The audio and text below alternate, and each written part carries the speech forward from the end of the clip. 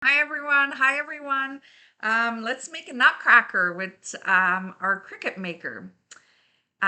Here are some help with the files because they get changed a little bit once they go to design space. Here you can see I've uploaded it, and after I check for the size, I remove the big black sort of frame that covers the pieces. So once my size is good, then I start looking for the different lines. You'll see the ones at the bottom. They're often the last one at the bottom, but just click on them and see if they turn out on the left hand side there at the top where you see me pointing with the little mouse. If they're blue or red, it means those will be score lines. And then you'll hit some black ones that are not necessarily all blacked out. Sometimes they get like that, sometimes they don't. But if they are black, it's because there will be cut lines. So here I'm going to try to go a little slower. In my other videos, maybe once you get the hang of it, you can go fast, obviously. But here I'm going to just show you, once I click on the lines, on the right hand side, I can look at the top left to see what color they are. Once I find all of my black cut pieces, I attach them together and they're already set to cut. So I leave that. And then I go back and then I see all of the lines that are left. They should be red or blue. So I attach those and I set them to score lines. I wish it didn't do that. You can see before you upload the files are all together and ready to go, but somehow this design space changes them a bit. So once I have my score and my cut, then what I have left is my numbers. So I select those and I put them to pen, like to the pen to drawing. So now I've basically have my three groups. I have my cut, score, and pen.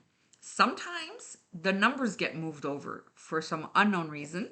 So what you do once you have your three groups, this here we can see, so it's a bit easier. We can see where to place them, but you see under the black ones, we can't really see, but if they're really hidden, if they fit perfectly hidden under the black, it's because they're in the right spot. I'll show you in the next example. So here you see we're ready to go. Everything's grouped at the right place, and we can proceed. So here's page 2. Well, I'll show you we just did page 1. Now we can do page 2. I'll do exactly the same thing. I'll load my piece and see here the numbers are off the side as well. So it changes the size, but you can see the horizontal length of the size has to be the right size. Once I have that done, I ungroup everything, always very important, and I basically get rid of the big black frame.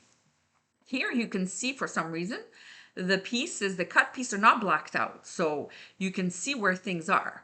But still, when you click on the different titles here on the right side, you'll see the color of the lines. And if they're blue or red, those will be score. If they're black, that means it's cut.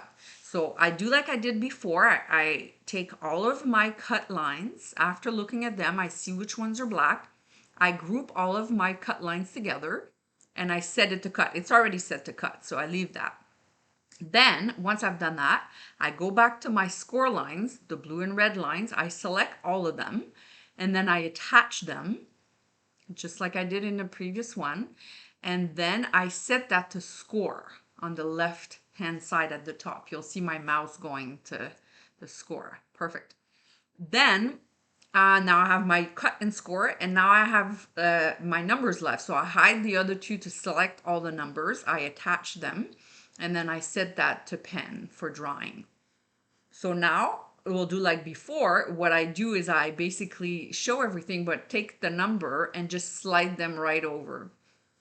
If the pieces were blacked out, I would just basically hide all the numbers perfectly underneath with nothing showing on the sides, and they would be at the right place.